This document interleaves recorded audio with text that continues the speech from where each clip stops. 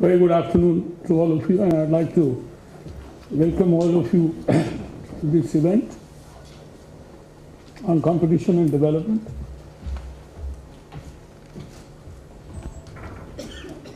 I'm particularly grateful to Mr. D.K. Sikri, the Chairman of the Competition Commission of India,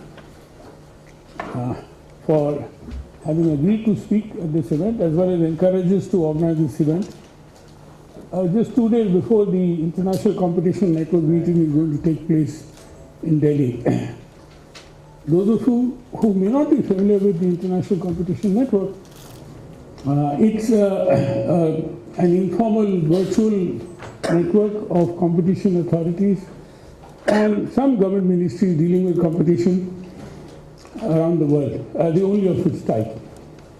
And they hold an annual meeting every year hosted by a member organization. So this year it is CCI which is hosting them. And I'm also very grateful to Montek Singh Ahluwalia to have agreed to come and deliver the keynote address. And I'm sure it is going to be provocative and as well as enriching. Teresa Moreira, the head of the Competition and Consumer Policy branch of UNCTAD, welcome to you. And finally, and not the least, Professor Frederick Jenny, Chairman of our advisory board and my mentor and guide in the area of competition. We've been working together. Fred, if you remember, in 1993 was the first event we held was in India International Center when you came for that particular event, which was supported, Teresa, by UNCTAD when Philip Doocy was there. Now, having been engaged since our inception on competition policy work, Dr. Chakravarti would remember in 1994, in fact, the then competition law of India, the Monopolies and Restricted Trade Practices Act, was amended to include unfair trade practices. And there is now a proposal. That is the time when we decided to engage in competition-related issues, including unfair trade issues, unfair trade practice. And the beauty about that act was, among other things which is not so good, was it recognized consumer organizations and gave us that kind of recognition in the 1980s when recognition was a privileged document. The fact is that the MRTP Act itself was an anti-development act, and I'm sure Montek is going to speak about it in his own. It was a licensing law. It was designed to curb monopolistic practices, but it ended up by curbing growth of industry. But I will not go into that, except to say that there were some very useful judgments which came out from the Commission, which then led to the passage of the Competition Act in 2002, thanks to the understanding developed by the then Finance Minister, Mr. Yashwant Sinha, with whom we pleaded that the MRTP Act is now too old and we require a new model law.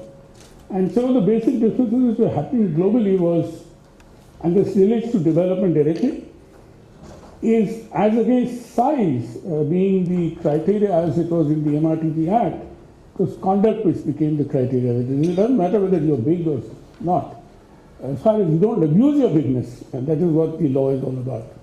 So there was a major paradigmatic shift, but I'll come to that in the context of development to say that at least and at the same time liberalization took place in 1991, and a lot of our anti-industrial development laws were scrapped or ceilings were revised and so on.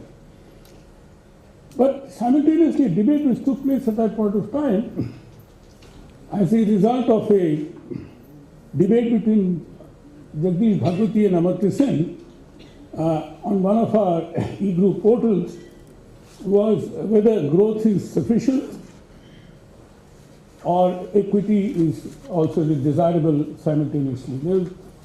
And I still remember Dr. Rangarajan, former chairman of the Prime Minister's Economic Advisory Council, stating in a debate that both are equally important. And Amartya Sen also said that in one manner or the other. But Jagdish Bhagwati took it up along with his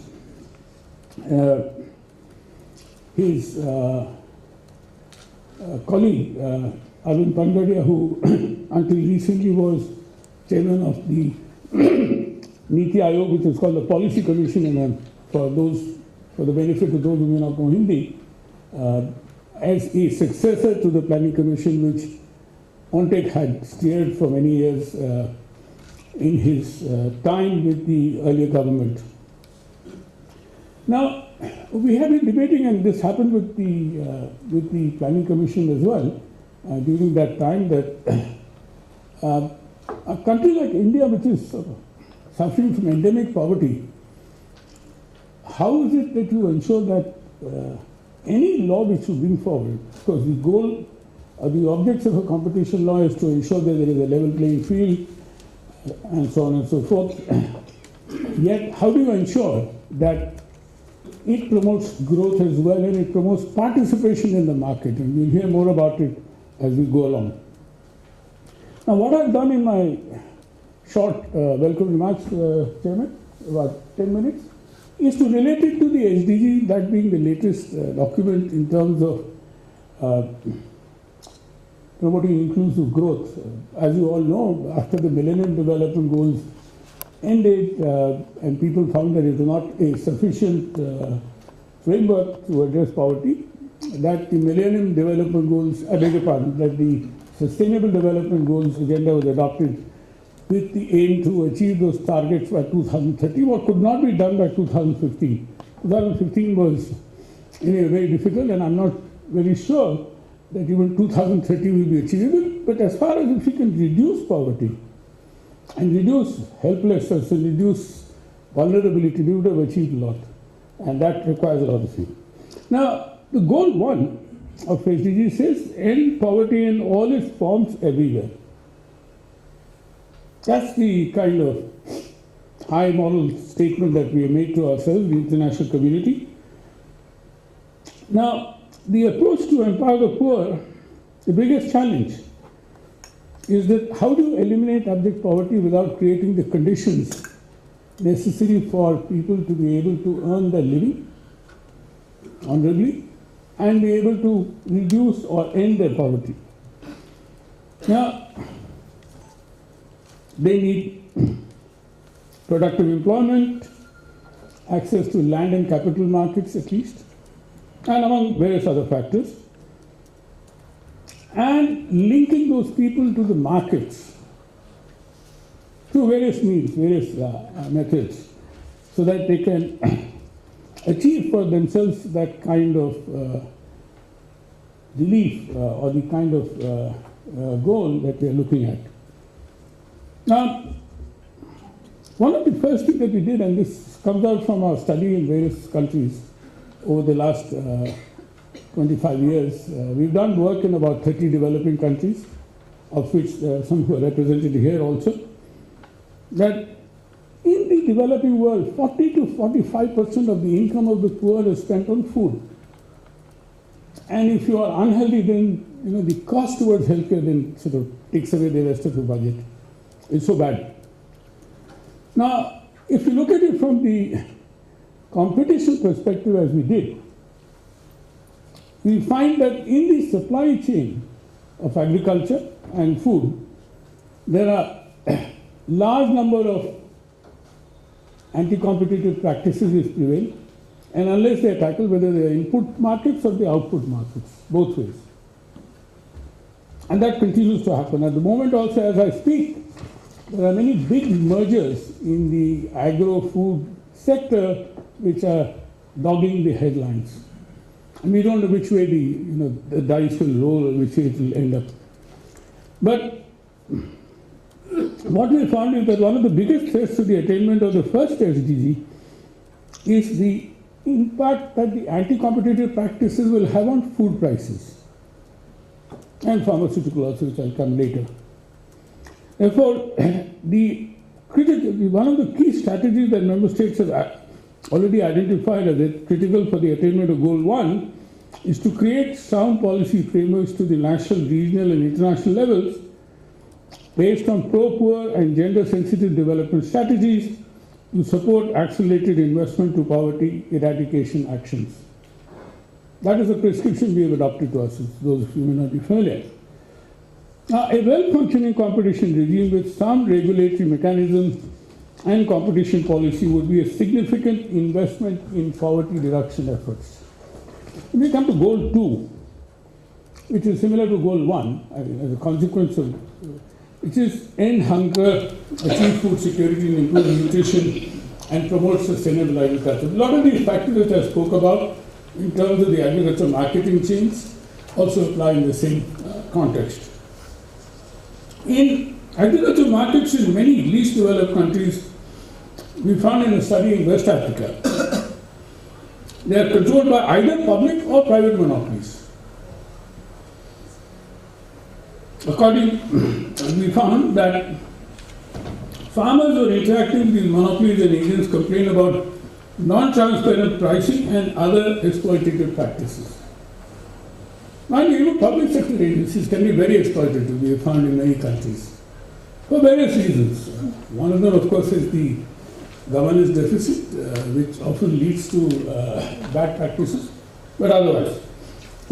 Effective agriculture policies which can enable inputs to be available at a fair cost are extremely important for ensuring that the food and agriculture supply chain works efficiently and is able to provide food to the poor, not only price but even access. Quite often even access is not missing.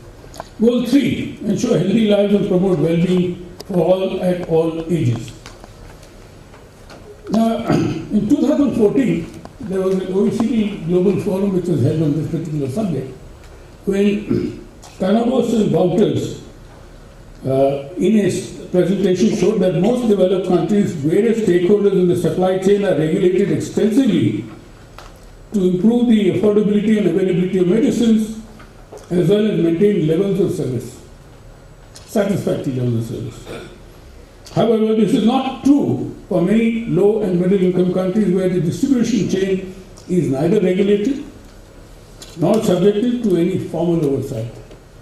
To my knowledge, CCI has engaged in a particular study in this area as far as India is concerned.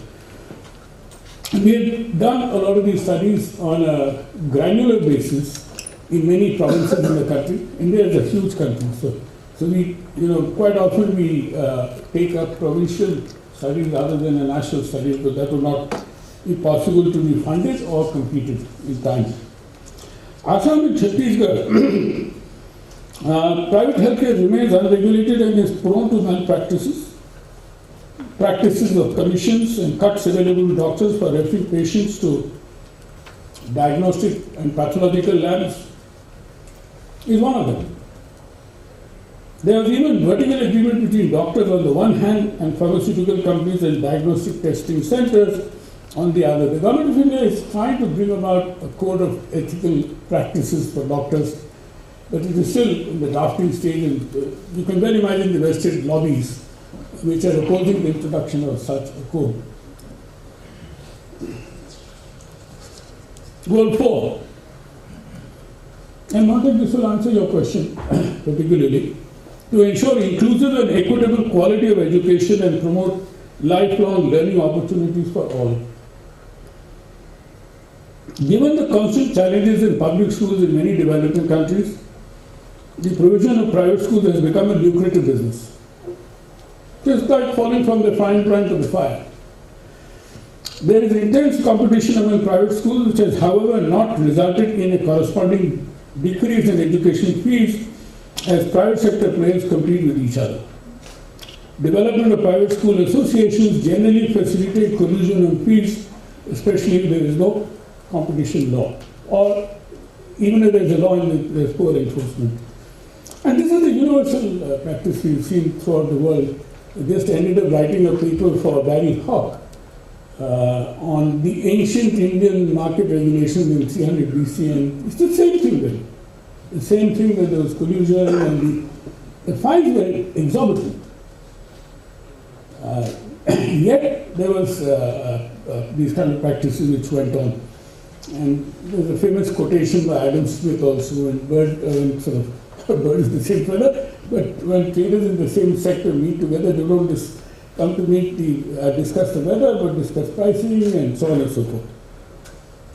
Now, there are other goals, let me leave it at that, except to touch two more goals: ensure availability and sustainable management of water and sanitation for all, ensure access to affordable, goal 7, affordable, reliable, sustainable and modern energy for all. This is again another area which can, if informed, or I would say impacted by good competition regimes, can ensure access. I mean, in India, one problem that we've been facing in terms of competition in the electricity sector is, while the Electricity Act of 2003 provides for open access, yet our state regulators are very hesitant, or state electricity companies are very hesitant to provide that open access, which is basically a competition promoting issue. And every time there's a debate on it, and this time again the minister says we're going to bring in a law. I don't know what any law can do unless there is a better understanding and there is a better incentive or disincentive scheme. Goal 9, once again, relates directly to competition issues: to build resilient infrastructure, promote inclusive and sustainable industrialization, and foster innovation. Now, what is required is to create a conducive environment for business to thrive, to enhance industrialization. This is what competition policy can do and has been doing in many places. Reducing entry access barriers, entry barriers. Besides, competition policy also helps ensure that existing firms, which are relatively weaker, are protected from market exit through exclusionary practices by the dominant firms, which would also help in industrial sustainability. Now, innovation in pursuit of the SDG goal can also be achieved through implementing a sound competition policy framework. Chairman, let me conclude with 4 bullets. Competition policy is manifested through a set of government strategies, priorities that has implications on various other government policies such as industrial, IPR, investment, and a host of them, labor policy, and so on. Number 2, there is more direct linkage between this has been proven again and again. Now, in terms of the Millennium Development Goals, there are some goals where it can have a direct link that read out, and others can have an indirect link.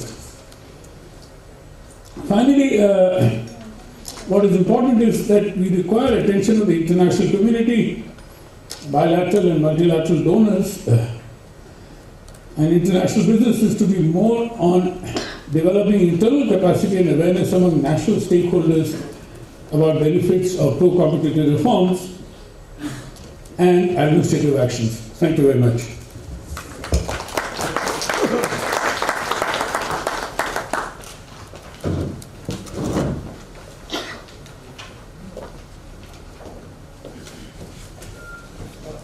Thank you very much, Pradeep. Yeah, thank you very much, Pradeep, for setting the scene for this afternoon. We have 3 roundtables in succession. We're going to start from the more general question, which is the contribution of competition to economic development. We're going to then focus on what kind of development, and does competition lead to inclusive development?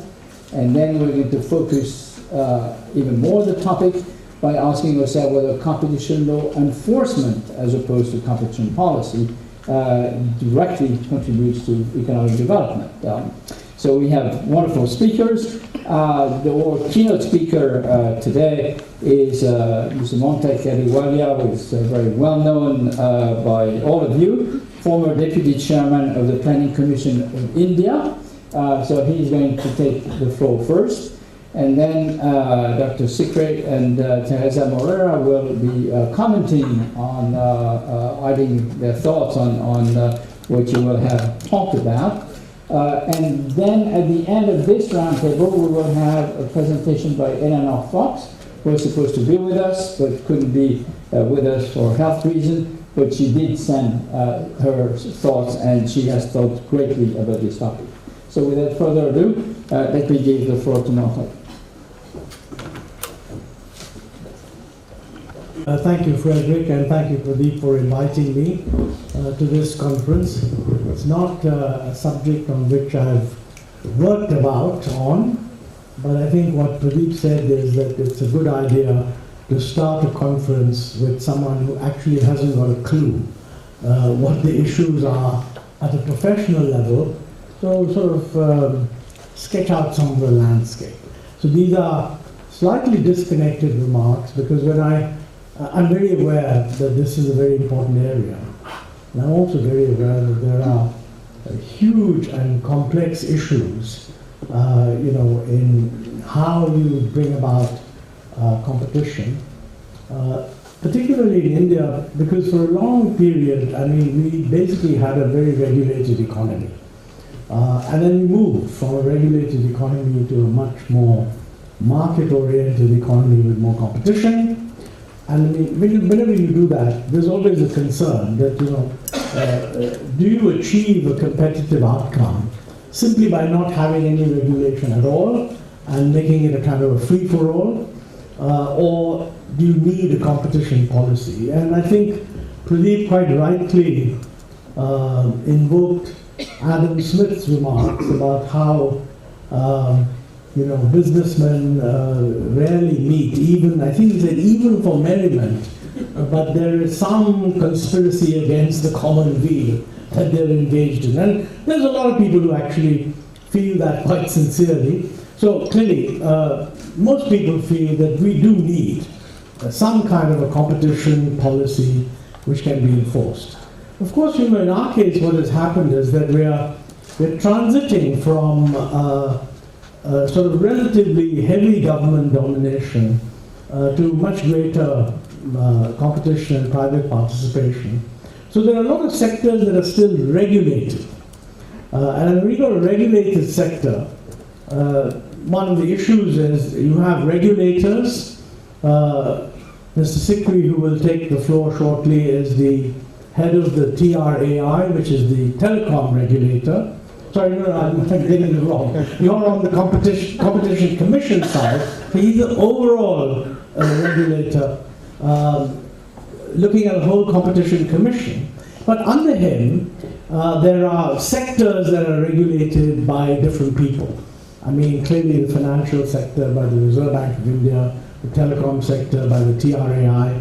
And I was chatting to him, but just before we came in, how are they resolving the issues of jurisdiction, which you can imagine are really quite complex. And he said he's going to make this completely clear, presumably from the point of view of the Competition Commission, when he speaks, so I won't go into that.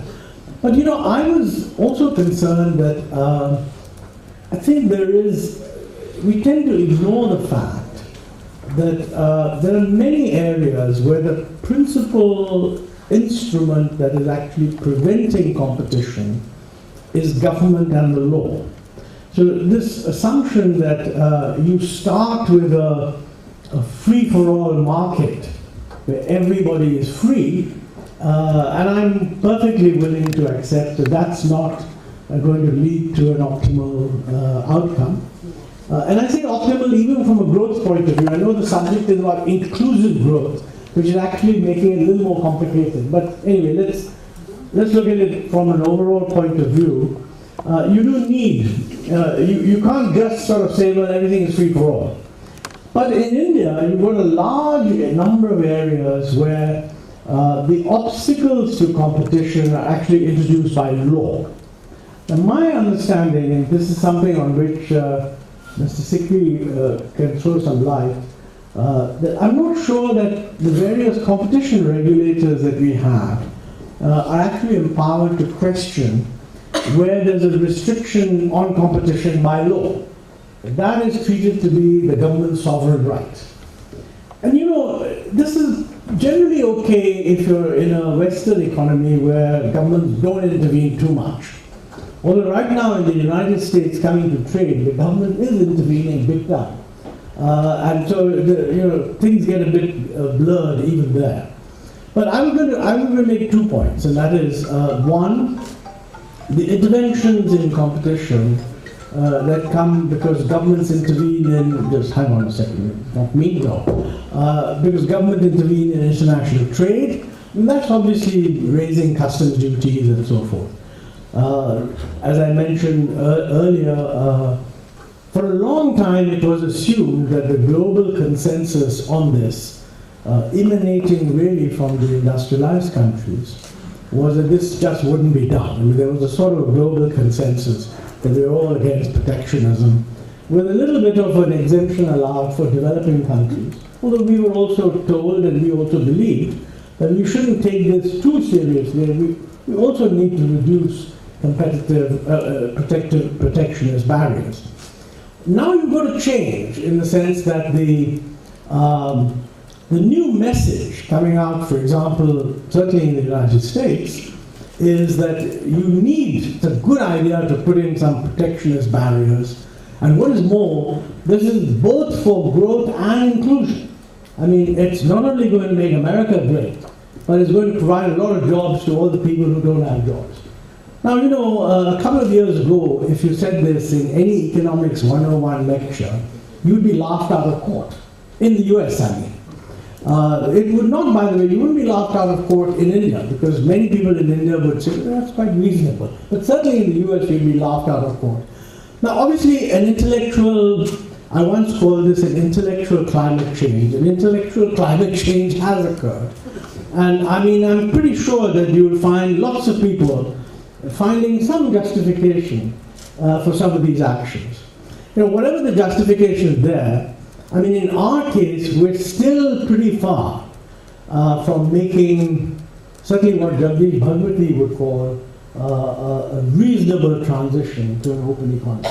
I remember that many years ago, we had put forward the sort of slogan.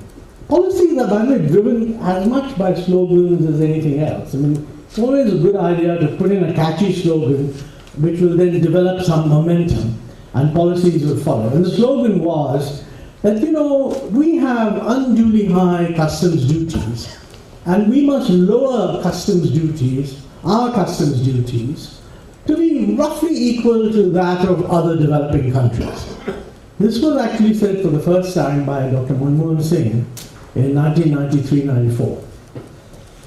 A few years later, Mr. Chidambaram, as finance minister, we persuaded him to say that we should really benchmark against the ASEAN countries. Now that narrowed it down from all developing countries, ASEAN countries. That was in 98. Different government.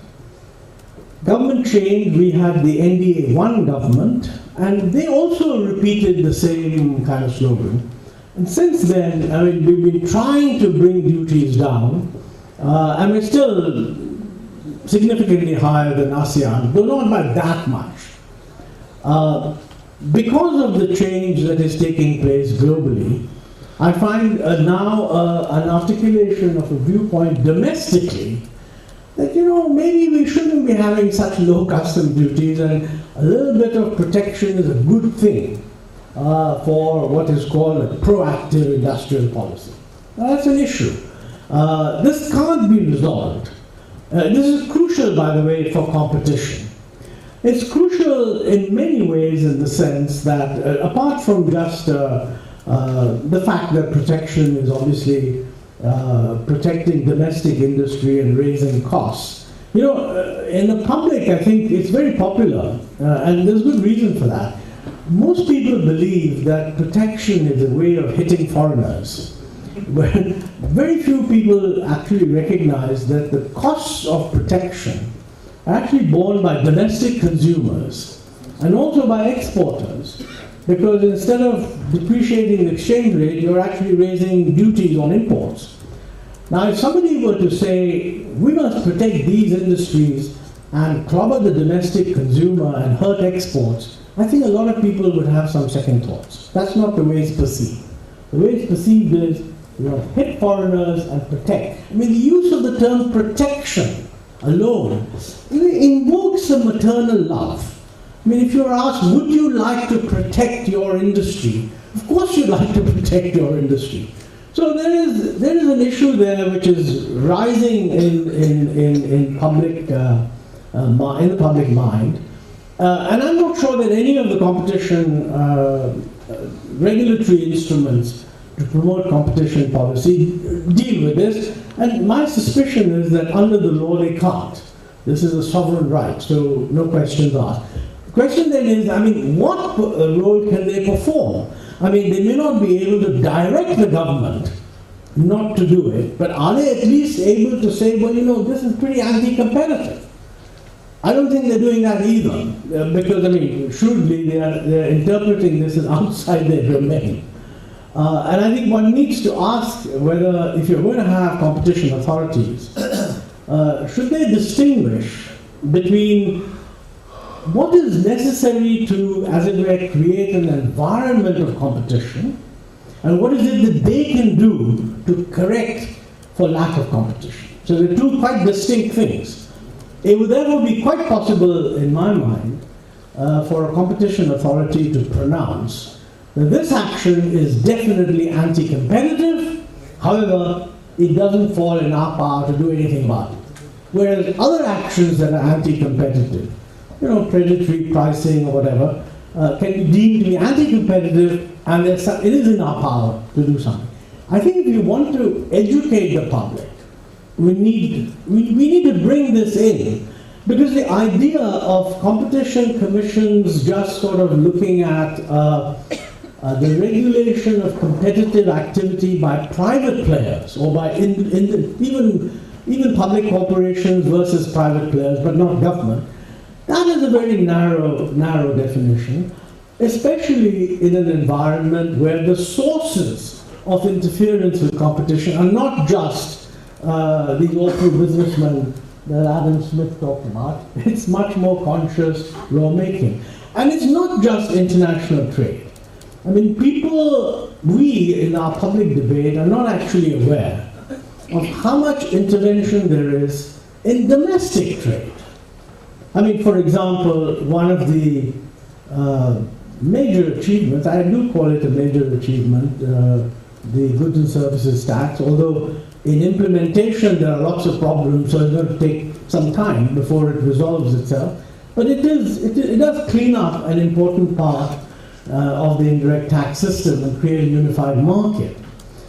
But you know, having said that, I mean, if you really believe that a unified market is important, then the regulations we have on, for example, the Agricultural Produce and Marketing Committee Acts are an abomination. Now, it's not very clear to me if somebody were to go to a competition commission or the competition commission and say that, you know, this, and incidentally, this is an issue which lies in the domain of state governments. Central governments of all political parties in India, most, have said that these restrictions are all highly anti-competitive, and the law should be changed, and I think both the previous government and the present government have put out model APMC acts which modify the present arrangement. But it's actually left to the states to implement them. So here's a classic case where at the central government level it is clear that these are undesirable restrictions on competition, but they survive. I mean, as I think Pradeep mentioned in the Electricity Act, the Central Electricity Act 2003 makes a very important provision which would ensure competition amongst different producers of power by allowing open access, which essentially means that any producer anywhere should be able to get power from any producer anywhere at a negotiated price and pay a regulated charge for moving the electricity from A to B. And that would be a regulated charge. But what has actually happened is that most state regulators have agreed to charges which essentially kill the purpose. I mean, they're so high that you really won't be able to do this interstate. And in any case, since the distribution companies are practically all state-owned, governments are able to prevent the application of this act in order to achieve its objective. Now, it would be very interesting if somebody were to go along to Mr. Sikri's commission and raise this issue. And I think if any of you are activists, I would urge you to do so. I mean, it would be a huge contribution both to growth and inclusiveness, because it's a massive distortion in the system. So we've got electricity, you've got the Marketing Committee Acts, which are an abomination. You've also got the Essential Commodities Act. Now that is another abomination, really, under which, on the one hand, we all, I mean the central government, state, everybody wants the modernization of agricultural marketing. You know, agriculture is diversified in this country to a degree that most people don't fully realize. I mean, for example, most people's sloganeering about agriculture is about food grain, green revolution, etc., becoming self-sufficient, all very good. You know, the present position is that the total value of production of fruits and vegetables exceeds the total value of production of cereals. Not just wheat and rice, but wheat and rice and maize. So that's what's happened. This wasn't the case even 15 years ago. The total production of milk exceeds the total value of cereals, all cereals taken together. Now it's clear that if you're going to market perishables, which is fruits and vegetables and milk, you need a very much more modern system than you do for cereals. But how on earth is such a system to get created if you have things like the Essential Commodities Act, which allows you to impose all kinds of stock limits on anybody in case you feel that the prices are going sky high? Again, not sure whether any of the regulators can take care of this problem, but it's a very serious problem, because on the one hand, the belief is that the farmers are suffering massively because the traders monopolize whatever facilities there are to get goods from the farmer to the consumer. When these goods are not perishable, like cereals, it's a lot easier to break the trader nexus. When they are perishable, there's very little that the farmer can do. Hence the view that we ought to encourage modern, presumably corporate entities to get into the act, put in the money to have refrigeration and this and that and the other. But it's not going to be possible for any corporate to do that if the law allows the local authorities, the state authorities, to introduce all kinds of restrictions which prevent you from stocking up. I mean, for example, if you've stocked up on potatoes in a cold storage, and for some reason the price of potatoes goes up because there's been a massive shortfall in production, and you are planning to release those potatoes over time, there will be a huge political pressure to get it done immediately by reducing the stocking limits for potatoes. Now, this is a classic case where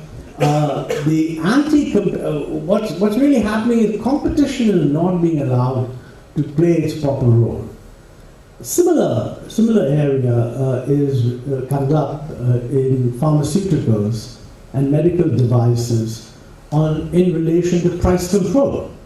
I mean, on the one hand, the idea of imposing price control is clearly to avoid monopolistic pricing. On the other hand, there is a very strong pressure that price control should be introduced to make the products affordable. Now that's a totally different thing from preventing a spike. That can sometimes sort of seek a lower level solution. And of course, one of the issues here is that, if you do that, then it's not clear that you're improving competition. you may in fact be driving out from the market those products that they're not going to supply at those prices. I think that, you know, a lot of the concern about bringing in regulation to promote competition is actually supported by groups that are quite suspicious of how the corporate sector left to itself will manipulate things to its advantage. The Adam Smith phenomenon, which is, by the way, quite an important one, so don't get me wrong, I'm not knocking it down. But I think the same group tends to pay less attention to the possible damage that can be introduced by actions which the government takes, which ostensibly help to produce a more decent outcome, but actually don't have the same effect.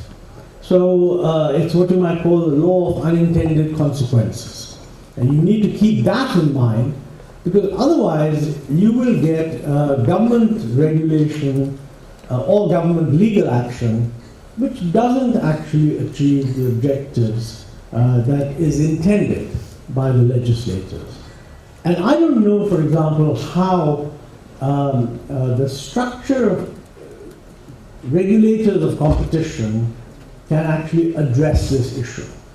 But I do think we need to think about it, because we can't sort of assume that they will just live in their own cocoon, as it were, administering what the law allows them to administer, and you leave everything else to something totally outside the system.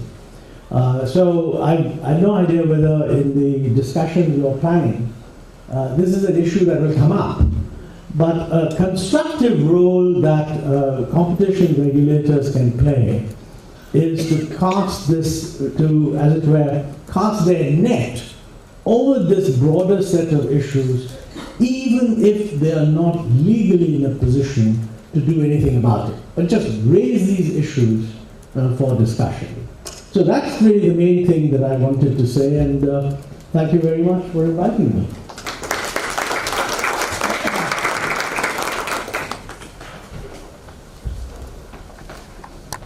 For really interesting, provocative introduction to the debate. As a matter of fact, first of all, Mr. Sikri has left his cocoon and has volunteered to try to answer some of the tough questions that you raised. I would even generalize some of the things that you said, because I think that when we look at the debate, and there is certainly in the US these days quite a bit of debate about the effectiveness of competition policy and competition enforcement. And there are two sets of issues. One of them is the one that you addressed, is the fact that one of the preconditions of competition is the fact that government is nowhere to be seen in the macroeconomic theory textbook, so there is no regulation that prevents everybody's on the same page literally, and then competition can be perfect and lead to a positive result. We know that there are plenty of regulations, and then there is the institutional question of who is supposed to deal with this. Is it the competition authority? Does it advise sufficiently effectively to get changes? Should there be another body in charge? Should they be within the government, somebody who's in charge of dealing with this? There are other preconditions which are not necessarily realized, and we will talk about this probably later on today. In the economic theory textbooks, when there is intense competition, we know that all the firms in the industry tend to reduce their cost and reduce their price, pass on to consumers the benefit of their efficiency, which is great for consumers. And some of them, it is mentioned, don't really succeed very well, but it's all right because they reallocate themselves in other industry where they are much more competent and where they can make a profit. That assumes, of course, that the labor factor, just as the capital factor, are reallocated in other activities. and it's an issue which is not really discussed in macroeconomic theory because it takes place, that's it. Now, one of the things which is very much being discussed in North Atlantic, both in the US and Europe, is the fact that the reality is that for all kinds of reasons, which are sociological, some of them have to do with labor market regulations, but others are more sociological or maybe imperfect programs. The reallocation doesn't take place, and therefore there are people, particularly if one starts from the international competition, who get stuck in a situation where they cannot find an alternative, and this creates a lot of resentment against competition. And this has been one of the very crucial issues. So, should we have different institutions? Should the scope of what competition authorities do be wider? Mr. Sikri, you have the floor.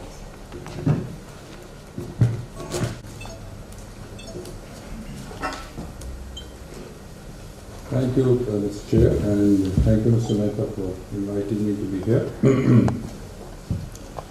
I think I have two issues on the agenda. One, of course, is the provocative part, which Mr. Montegamble has given me, which also I'll deal with. But let me, before that, let me address the theme which you have today of the political economy aspects of competition and development, and where do we stand as a country, and what role the Competition Commission can play in that. Before I come to the sector's role of the sector's regulator, and also of what the Competition Commission has possibly been doing with the government policies and regulations. So I'll touch base that also in the second part. I think the first part on the competition aspects of competition development, the political economy aspects of it, that is something which is there in the ongoing debate in growth and development. The concept of inclusive growth has also once again taken a central stage. I remember in the OECD, one of the OECD meeting which we were also there, and Margaret Verstaeg had mentioned, look, competition laws, they are being enforced in the countries across jurisdiction, but despite that, the inequality is really growing over, and that's a cause of concern. But it is globally recognized, let's accept that benefits of economic growth do not automatically trickle down to the people at the bottom of the pyramid. I mean, inclusive growth envisages economic growth to be broad-based so that the benefits reach every section of the population in a sustainable manner. And therefore, socio-economic upliftment of the marginalized should not just be an end, but a means to achieve development goals. I think sustainable development goals, etc., you have dealt with. I'm not going to go into those aspects. That the growth doesn't automatically translate into development, we can gauge it from the fact that half the world population lives still on less than $2.50 a day, and more than 1.3 billion people they live in extreme poverty, less than $1.25 a day. So this again reaffirms the fact that economic expansion by itself is not sufficient unless efforts are made to uplift the bottom of the ladder. The Gini coefficient statistics of India gives a telling picture of how growth can in fact exacerbate inequality. As per the IMF report, this has increased from 45 in 1990 to 51 in 2030, driven by the inequality within the urban areas as well as the urban and rural areas gap. So having said that, I must say that the economic growth measured in terms of national income still remains the driving force behind development. The debate between development and distribution benefit is equitably is not new in India also. This has been going on for long. As far as India is concerned, at least I remember when we were a part of the government, now of course one is part of the market regulation. In India we have built a consensus that without increasing the size of the cake, attempts at distribution of benefits won't yield results. Simultaneously, there is a consensus that we need to refine the mechanism for distribution of benefits to avoid pilferages, especially at the last mile, which we experienced very, very seriously. So this has been a challenge for the planners as well as the implementers since the beginning of the development. It is not something new. Where the virtue of competition lies? The virtue of competition lies in enhancing the size of the cake, basically. It's at the center of efficient functioning of the market economy, and by bringing in allocative, productive and dynamic efficiencies, it pushes the economy towards a high growth trajectory. India is an example, and its growth story since adoption of the liberalized and the globalized market-driven economy has been well documented, and Mr. Montic also touched upon it briefly. India is today one of the fastest growing large economies, 7th largest in the world and 3rd in the largest in terms of purchasing power parity. And its contribution to the world GDP growth in terms of PPP terms has doubled in 7 years, about 15%. However, optimal economic outcome may not be the best outcome for individual stakeholder, and it's a human tendency to give preference to the individual gains over the collective benefits. Therefore, each economic agent tries to maximize his or her gain, and there always remains a tendency to deviate from the social benefits towards individual benefit. Those in possession of the significant market power, they are in a position to tilt the scales in their favor in two ways, either by violating the rules of the game or by changing the very rules to their advantage. Sometimes those individually not in possession of such market power, they combine and collude with other similarly placed entities to collectively influence economic outcomes that can be suboptimal for the economy as a whole. So a robust competition regime, what it tries to work for is to ensure that the rules of game can remain fair for everyone playing it, and the market power is not misused to excessively turn the game in favor of few. Competition enhances consumer welfare by providing better quality product, wider choices and low prices through sustained innovation. In emerging market economies, the role of competition becomes all the more critical, as market distortion in these economies can prevent broad-based welfare-enhancing growth and in fact can promote lopsided growth and inequality. Having said that, I must say that the existence of a robust competition regime is a necessity but not a sufficient condition for ensuring overall economic development. Competition addresses mostly the supply-side factors and supply-side rigidities, but doesn't address the demand-side bottlenecks that may arise from low level of disposable income and consumer demand. These factors can be addressed through a comprehensive socio-economic policy framework, and in India we already have been taking a lot of affirmative policy action. Mr. Montic was at the helm of the Planning Commission. He is well aware. We had the direct benefit transfer scheme, public distribution, and a whole lot of Manrega for the employment generation, etc. They have been implemented and they still continue. Use of Aadhaar, now which has been kind of seeded into these programs, I expect will enable better targeting of benefits by reducing the pilferage and inefficiencies of the earlier redistribution mechanism. But these are all, to my mind, very short and direct and short-term measures to address the demand constraint. The purchasing power of the underprivileged on a sustainable basis can be best addressed through transformative measures, which would increase their productivity, and this can be achieved, I think Mr. Montic also touched, through better education and healthcare system. That should be the priority for us. To conclude, competition law is a new dimension added for regulation of the market and market practices. It's an important tool, and its effective implementation will definitely help in affording increased opportunities to those at the lower ranks of the society. But this cannot be a panacea for lack of good governance. It can at best play a supplementary role. So this is part one which I thought I would comment on. On the second part which Mr. Montic earlier made, I must first clarify at the outset that I am a market regulator, surely, but they are none of the regulators under me. That's I think a very clear and candid point I must make. They are not under me. They are sector regulators on their own, independent of us. We are one of the market regulators, so I thought that would send such a wrong message that yes, tomorrow there will be a kind of a rebellion against the market regulator. So this is one. The second point to which Mr. Ahluwalia mentioned, well, yes, sectoral policies, the state and the central government, I would say that the states are sovereign to decide those policies. So the Competition Commission by itself doesn't have enough role. But yes, they are finding expression in the cases being filed with us. I'm not carrying the list of them, but I'll just broadly recall from the memory from what I'm saying. For example, we have cases where the Haryana PWD has been challenged. Their norms of working, the people have come and challenged, look, those are very abusive. Recently, a few governments, including Madhya Pradesh, they brought in, and not only Madhya Pradesh, but many, some other departments of the government, they brought in NABL standards as an essential requirement before you go for lab testing. These have been challenged before the Commission, and we have given a ruling on that. We have the power utilities of the state challenging the Coal India, and I think we have given a very classic judgment on that. How, and so the state entities have come and challenged before us, and we have given a very defining order in that. We are also getting a lot of references from the not so much from the state government, but central government definitely makes a reference when they are making a policy, and they do under section 49 of the Act, they do consult us, and we give our opinion on that. But more importantly, I think this is very important, that what we have been talking to the government, and we have had a dialogue with the government for undertaking competition assessment of all the past regulation and policy. And I must say that that is now one of the agendas of the Niti Aayog also. They have put a 3-year program to look into this.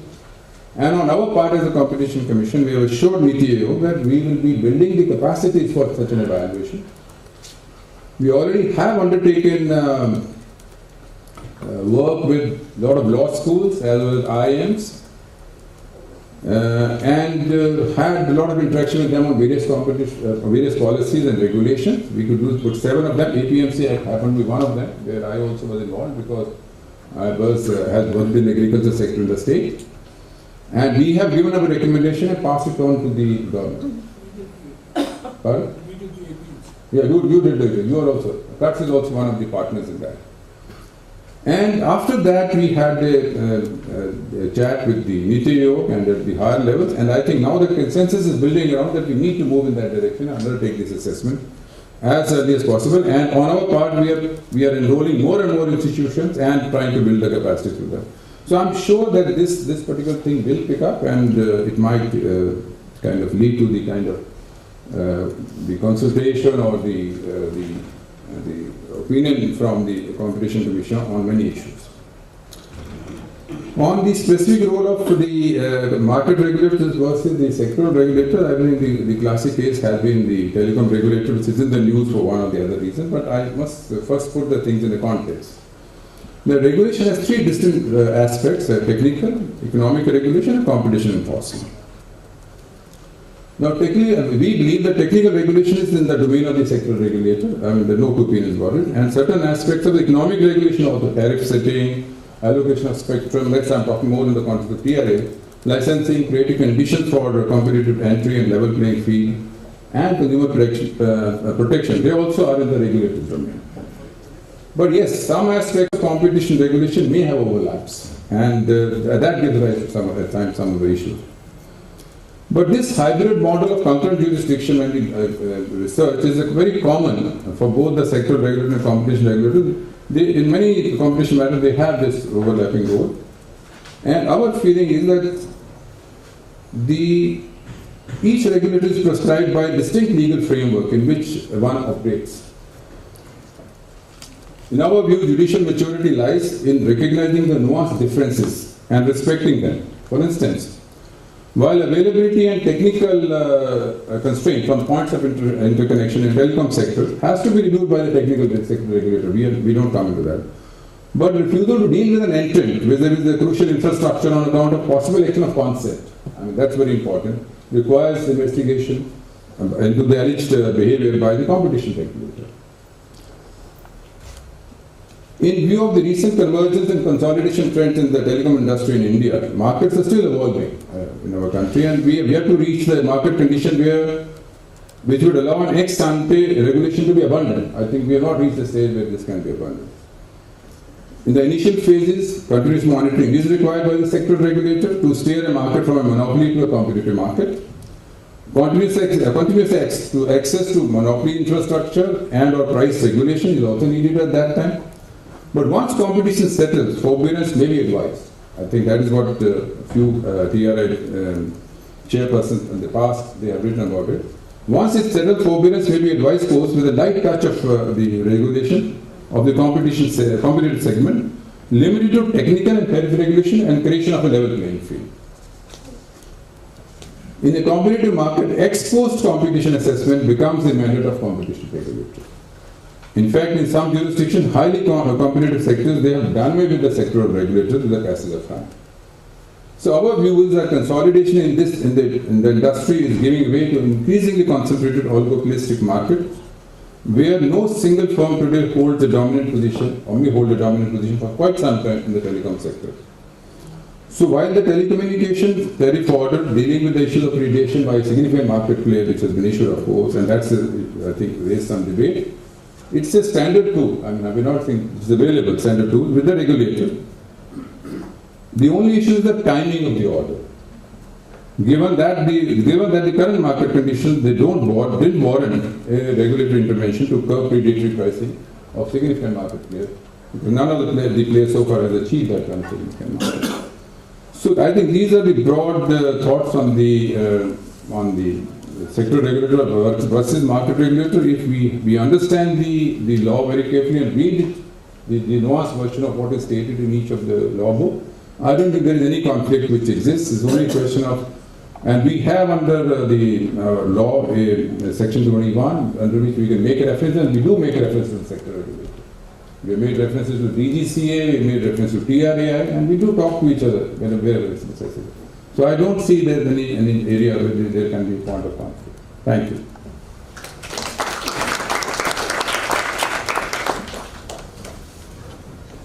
Thank you very much, Dr. Sikri. I don't know whether this has completely fulfilled your questions or answered all of your questions. But what I suggest that before we give you the floor at the end for additional thoughts, we first listen to Teresa Moreira. We are very lucky to have her with us.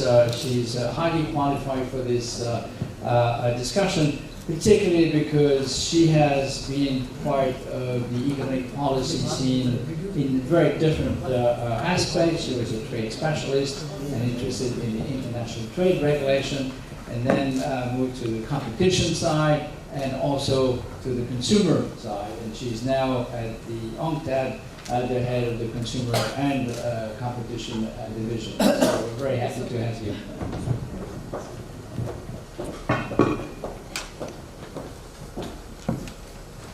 Good afternoon. Well, first of all, thank you very much to CUT, especially to Pradeep Mehta for this opportunity, and thank you to Fred Jenny for this very generous introduction. I mean, I am the one who is honored to be in this panel. I think from the benefits of, or the potential of competition policy to promote sustainable development, it is very difficult to add anything after what we had heard.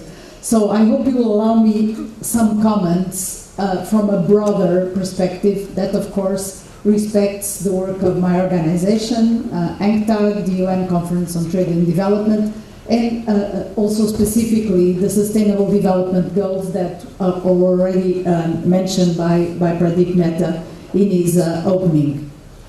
The Sustainable Development Goals nowadays are the framework that really drives all the activities that are being developed and implemented by the UN bodies. A number of sustainable development goals were mentioned.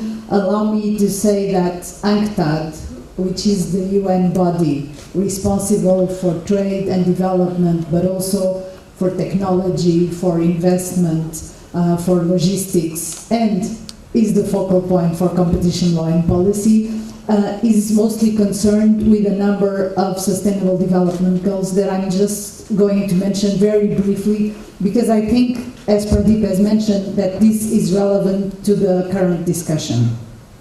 So our work nowadays is very much driven by 6 of the sustainable development goals that are: number 5, gender equality; number 8, decent work and economic growth, already mentioned; number 9, industry, innovation and infrastructure; number 10, reduced inequalities; number 12, responsible consumption and production; and 17, partnership for the goals.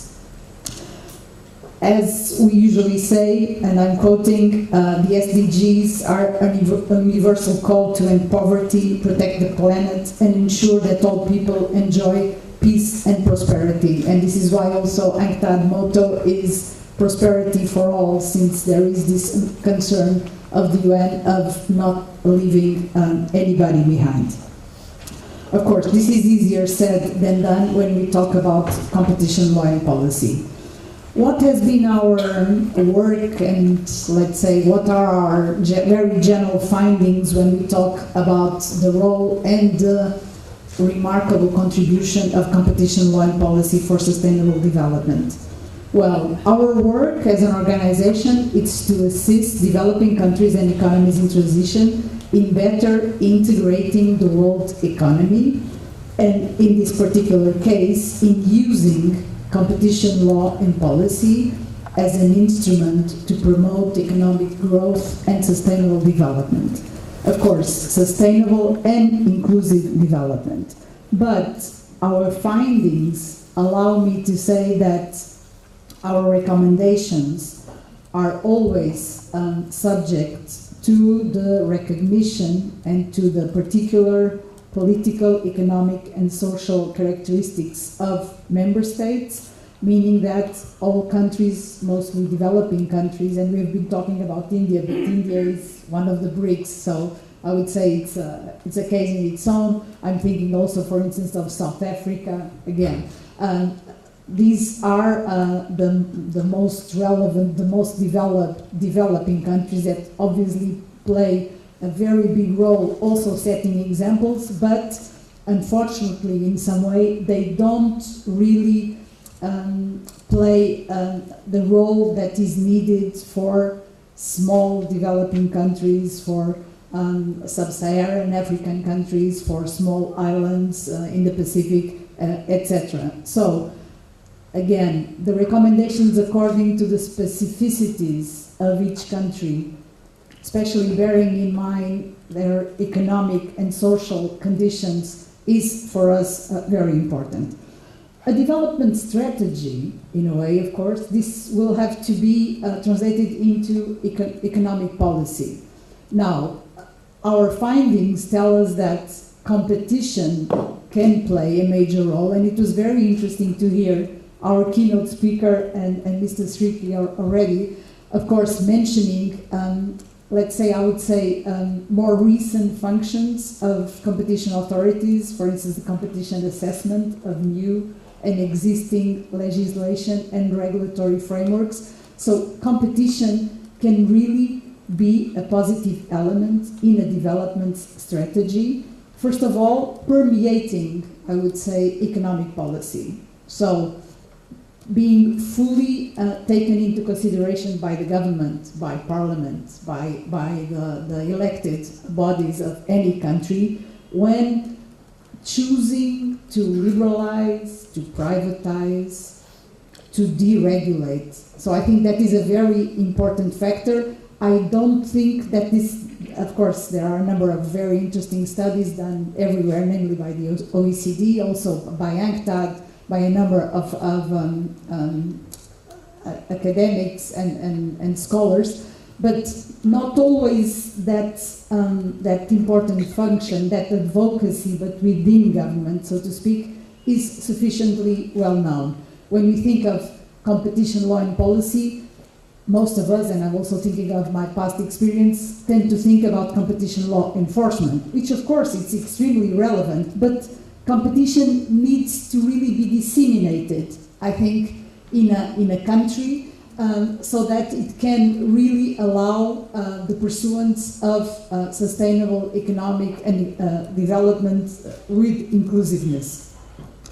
Now, again, a development strategy does not just happen as a consequence of trade liberalization. It's not just the reduction of tariffs or the removal of obstacles to trade, or the fact that we say that we have enacted competition law and we are going to enforce it, that allows to correct the inequalities that were already mentioned, the fact that with economic growth and development, there seems to always be a lack of even redistribution of benefits, and this leads us, even in the most developed countries, to the situation where so large numbers and groups of the population are unsatisfied, are against what we consider are the major achievements from an economic point of view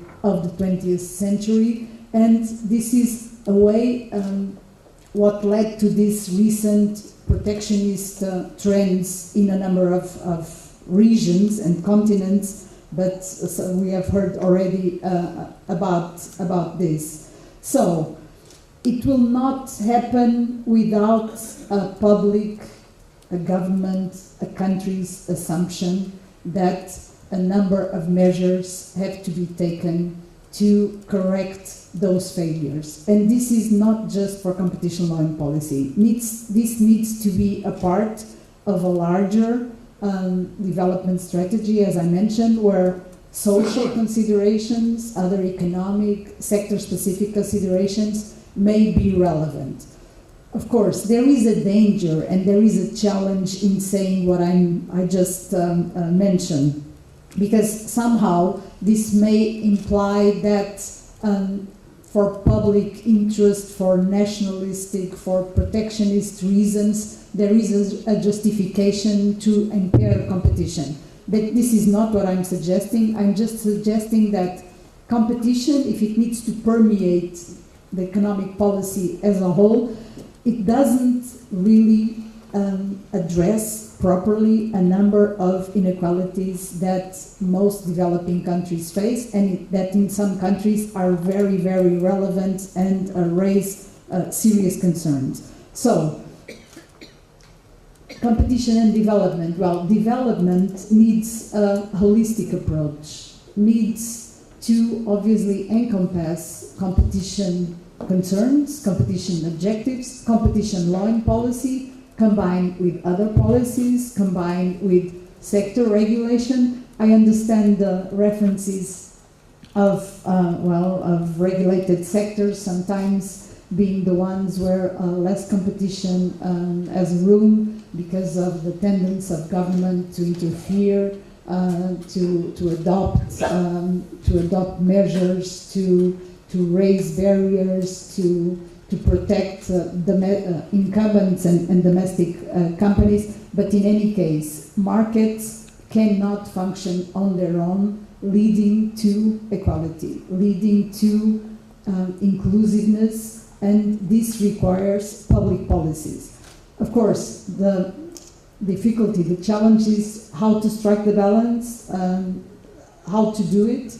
The key is probably a multi-stakeholder approach, and this is very interesting. We heard about the previous speakers mention a number of groups and sectors, because my personal experience, and also coming from the European Union, allows me to say that even in the most developed countries, citizens, as consumers, don't necessarily realize the benefits of competition law and policy, which is why, of course, there is such a strong case for sometimes bringing closer competition authorities and experts and consumer protection experts, and namely NGOs and consumer organizations such as CUTS. So this is very important, so that there is fully support, it's fully supported, and there is political support that is understandable by citizens as consumers and as workers, that competition law and policy entails a number of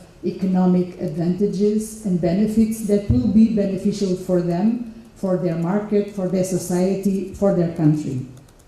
Now, something else that I would like to mention is that according to the level of development, so to speak, according to the specific economic and social characteristics of a country, it is therefore perfectly understandable and reasonable that some specific concerns are considered that are not necessarily found in the most developed competition regimes. I'm talking, for instance, about public interest clauses that will tend to be limited in scope and exceptional. I'm talking about sector-specific exemptions. We've heard about agriculture, even in the European Union for a certain number of years, due to the strategic nature of agriculture.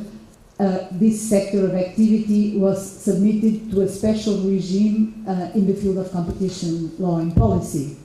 I'm not advocating that we should withdraw major sectors of economic activity from the scope of competition law and policy, but it is reasonable, it is acceptable and probably justified that countries that are undergoing an economic transition allow for certain time for their producers, for their farmers, for their small and medium-sized companies and traders to adjust to a more dynamic market and then to be ready to export and to compete in the global market. I studied a number of cases. Well, of course, South Africa has been, I think, a very successful example where public interest clauses in the competition law and policy regime have contributed to the flourishing of competition in the country and also to economic development. But other countries, probably more developed, also have undergone this situation with very promising results. It's the case of Korea and of Japan in the past. I would like also to mention, because the foods industry and agriculture again has been referred to a number of times today, that when we talk about competition, law and policy and competitive markets, sometimes we tend to overlook fair competition, which is of a major concern in a number of countries, and interestingly enough, in connection to the practice of abuse of buyer power, and namely in the food industry. This is, I think, a very good case where the most classic concepts of competition law and policy don't necessarily fully grasp this practice that really damages producers and consumers. I will end just saying that I believe that with due prioritization, a competition authority and a government can really use competition to pursue inclusive and sustainable economic development. And my final word would be to say that the regional context, while India is in a special region because it's a continent in itself, I know, but it is a very influential country in this South West Asia part of Asia, of the bigger Asia, but there is a huge potential in regional economic organizations and regional networks to exchange experiences, to tackle appropriately cross-border anti-competitive practices that, as we know, are more global than national or just regional. And of course, from the regional cooperation, international cooperation, there is a huge potential for international cooperation, and probably in a globalized world, and now with these sorts of trends towards protectionism, international cooperation is needed more than ever. Thank you very much.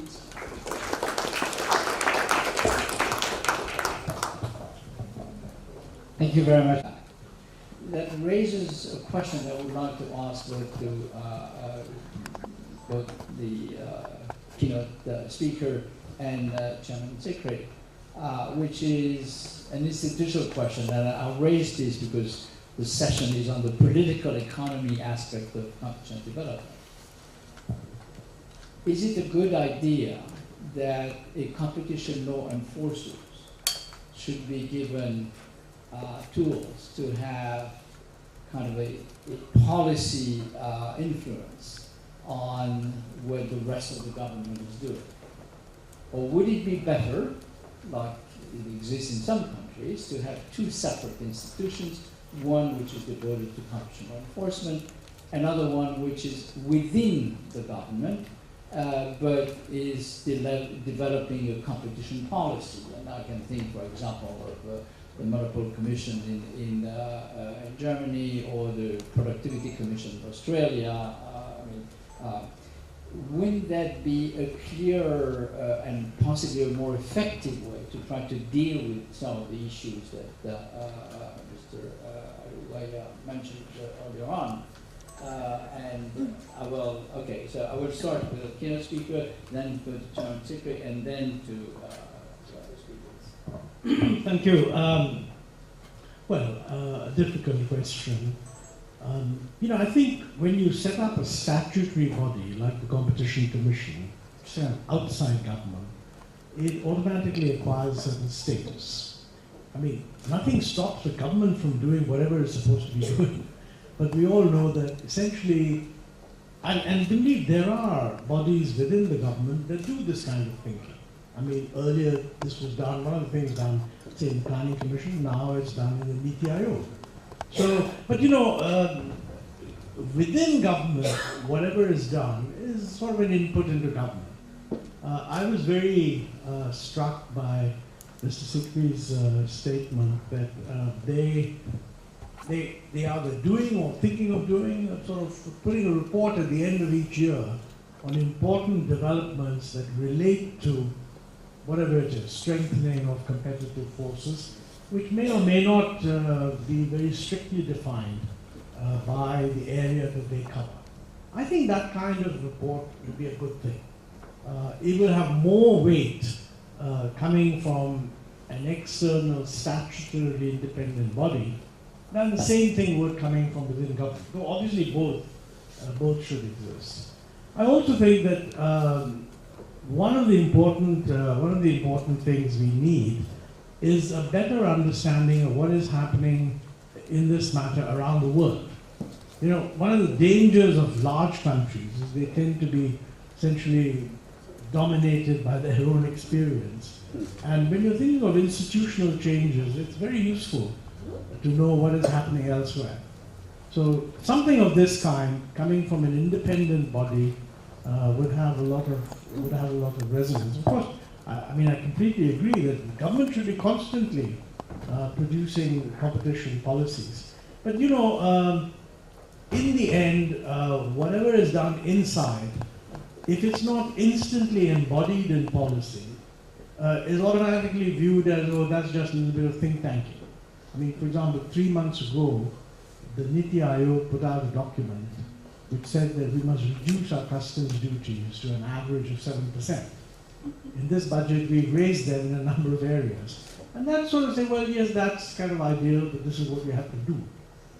So inevitably, governments are going to be judged by what they do, not by what some policy document says. But coming from an independent body, it would carry a certain amount of weight. I think partly the question has been answered by Mantric Ahluwalia. Within the government, there is a Niti Aayog which is also addressing this concern. But yes, we as a competition commission, we also are planning to undertake sectoral studies before we go and advise the government on any of the sector.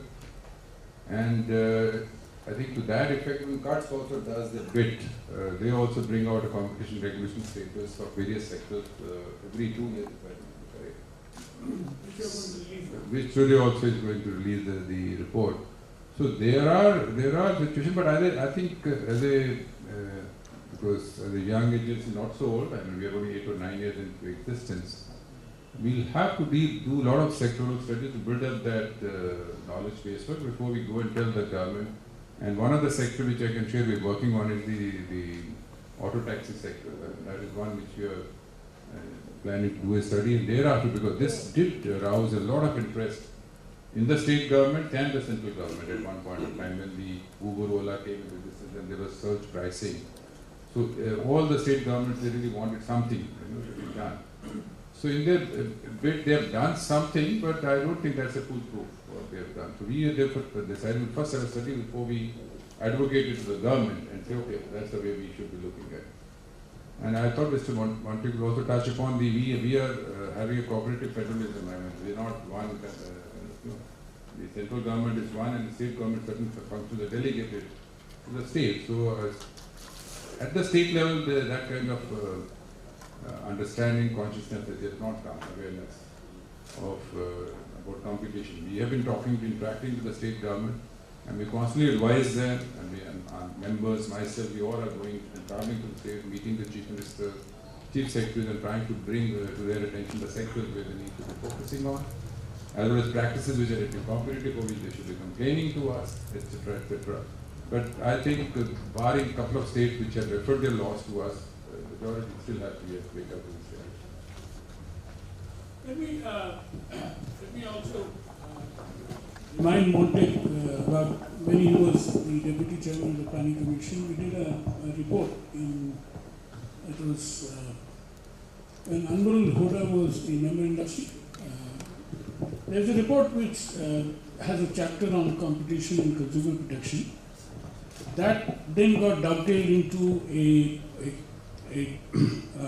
committee which was set up by the Ministry of Corporate Affairs to draft a competition policy, which was done in 2011. And there the recommendation was very clear, as Fred said, that it should be given to a different new body, a Competition Policy Council, rather than to dilute the competition enforcement functions of the Competition Commission of India. And there were other reasons. Now, unfortunately, that policy has not moved anywhere. The present finance minister doesn't think it is important. What they have done, as you pointed out, even Niti Aayog in its latest 12-year document, chapter 18, has highlighted, why we need to promote competition policy reforms. See, it's all there now again, right under your eyes. And the report that Mr. Sikri spoke about is something which you also released in the past. Probably the Russian, among your various other engagements. Now, one political economy concept, as Mr. Sikri pointed out, we have done the APMC Act, the Agriculture Producer Marketing Act analysis for CCI, and we've been doing work on that for quite a long time. It is a political economy constrained hugely, because the traders who operate in the agriculture markets are big funders to political parties. And across the spectrum, is there fine, you want to bring in these reforms? Where will you get the money from? So therefore, it's just not happening in spite of the best efforts we made. Thank you. Teresa, you want to say something? Yes, thank you very much. No, just to say that I think it's a very interesting question to know where to place, if it exists, where to place, let's say, competition policy as such. But I do believe that any competition authority with enforcement responsibilities, well, acquiring and consolidating experience, as in the case of India, will have a more than qualified voice and recognized voice to influence government. Now, what I think happens is that governments formulate and develop policies based on a number of factors, but it would be very positive if a competition authority that is, again, qualified, recognized, effective, can influence broader policy decisions. I don't think in any case it is for competition authorities to do policy as such, because I don't think that is their main goal, but I think they can be extremely influential, and probably they can be even more influential in developing countries than in developed countries nowadays. This would be my remarks. I will add just one thing. I mean, I think there are two sides to the debate. Of course, one of them is that because the competition authority is usually highly competent in analyzing after experience, it's a good place to have, or it's a good thing to have competition authority make suggestions about the policy improvements. On the other hand, competition authorities, because they are law enforcement agencies, tend to have a rather distant relationship with the policymakers. And unless there is some kind of relay within the policymaker that constantly pushes the idea of competition, as we said, nothing much happens. In the context of OECD, I would add one thing is among the black boxes, the things that we don't know about, even though we've talked in the context of the Competition Committee of OECD many times about this, the one thing that we don't know is what is good advocacy. How do we improve our ability as competition authorities to advocate? We tend to sometimes think that because we're right, people should just listen to us, or because we appear on TV or in the newspapers, people should be impressed by what we say. Whether this is really effective, there's a big question mark there. So I think that the conclusion of this is that we should keep on doing it in any case, but we should possibly try to make it more effective. And this doesn't quite solve the issue of whether there should be somewhere out there in the government structure who should also have as a primary function the task of pushing competition. Now, thank you very much.